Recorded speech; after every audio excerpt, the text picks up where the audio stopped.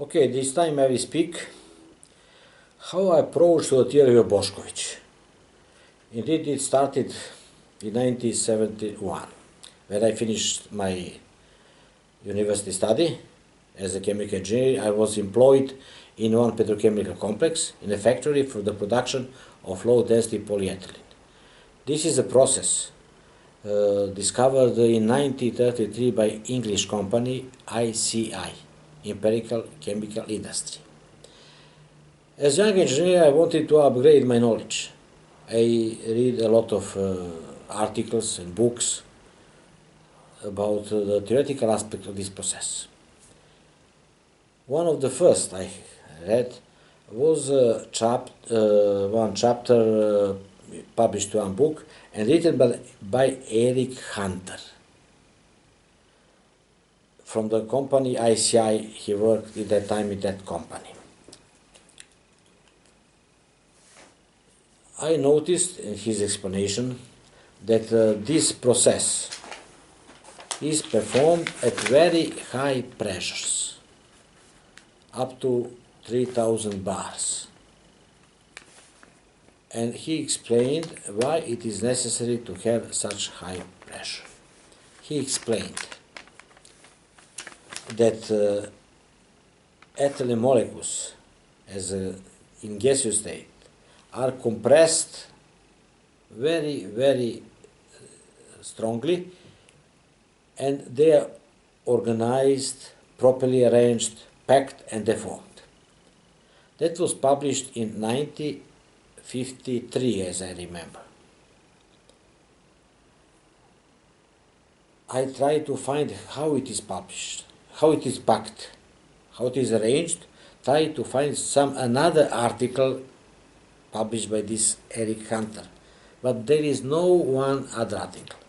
There are a lot of other scientists in England, in Germany, in Russia, in United States, but nobody developed this idea published by Eric Hunter. So me and my colleagues in that factory in Serbia tried to pack somehow these molecules to explain this process, following the recommendation given by Eric Hunter. But there was no success. It happened that at one moment I looked at one bookstore and found a book. The name of this book was Dialectic of Nature, written by Friedrich Engels.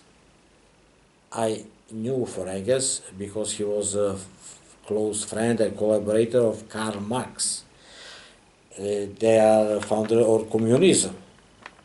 I know them as a theoretical of communism, and in that time I lived in a communist country.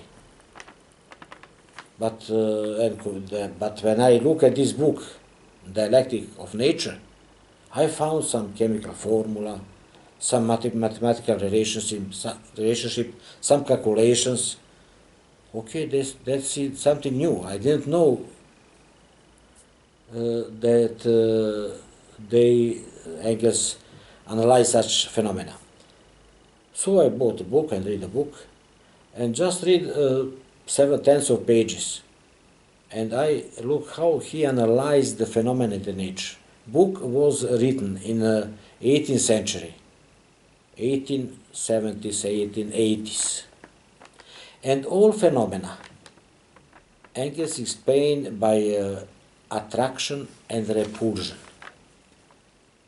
He came to this idea about attraction and repulsion based on research of Hegel, German philosopher Hegel. But Hegel came to the Kant, and all of them got this idea from old Greek philosophy. So, when I read several tens of the pages of Friedrich Engels and this story about attraction and repulsion, everything was clear for me. Now it was possible to follow the recommendation of Eric Hunter and to arrange and pack these molecules of ethylene in this process, to explain this. And problem was solved. from theoretical aspects and also for practical aspects, because there was no good theory of this process, and there was some problems in the industrial processes. Now we were able to solve also some industrial processes. We have published a lot of scientific articles concerning this process, but for me it is very important to see those philosophical aspects. Industrial aspects, okay, but philosophical aspects.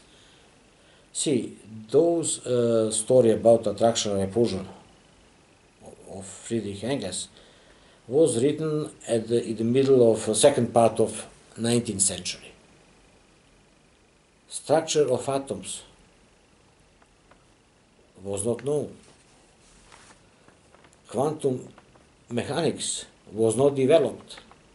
Theory of relativity was not developed, because there is a huge progress of natural sciences after he wrote this book.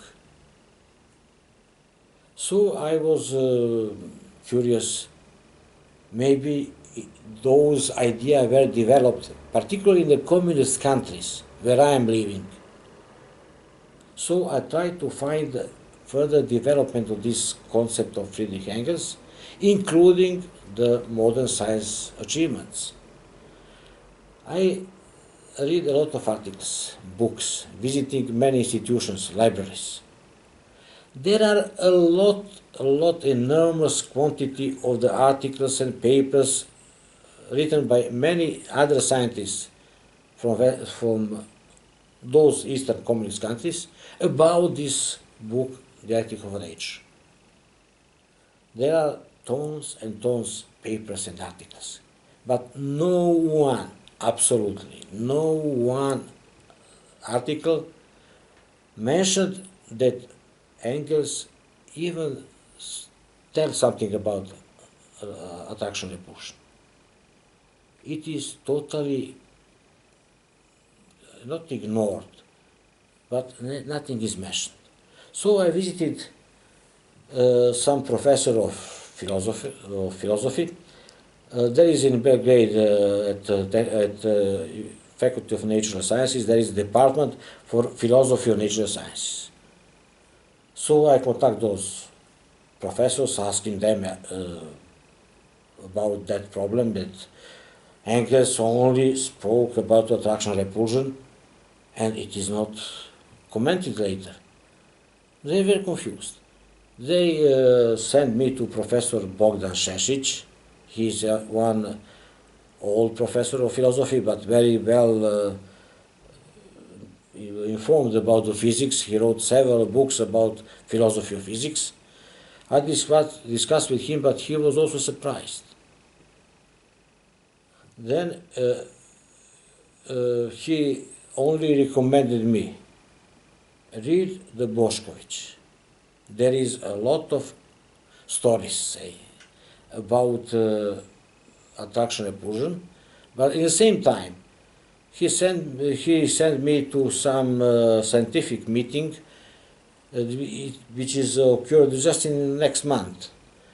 And in this scientific meeting, philosophical meeting more correctly, about this book, The Ethic of Nature.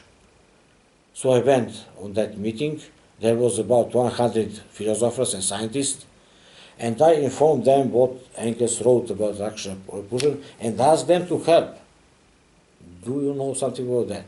They were totally, not say confused, but surprised. They didn't know. They know nothing. So, after that, those Professor Šešić sent me to the meeting of devoted to the Hegel philosophy.